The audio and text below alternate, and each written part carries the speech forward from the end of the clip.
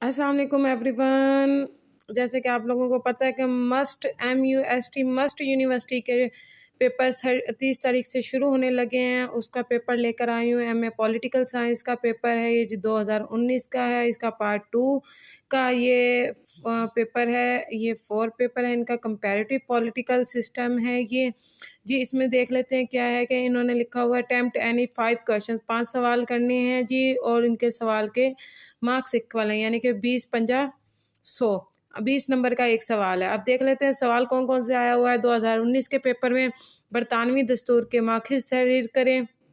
سوال نمبر 2 ہے بادشاہت کا ادارہ ایک مؤثر ادارہ ہے یا نہیں، وضاحت کریں. نمبر 3 امریکی وفاق مضبوط ترین وضاحت کریں.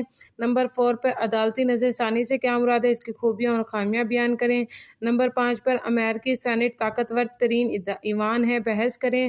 نمبر 6 پر سیاسی نظام میں چین کی کمیونسٹ پارٹی کا کردار بیان کریں. نمبر 7 پر چینی ثقافتی انقلاب پر نوٹ لکھیں. نمبر 8 پر ترقی کی قومی سلامتی ترکی سیاست میں کردار بیان کریں. مصطفیٰ کمال کے اصلاحات کو تفصیل سے بیان کریں.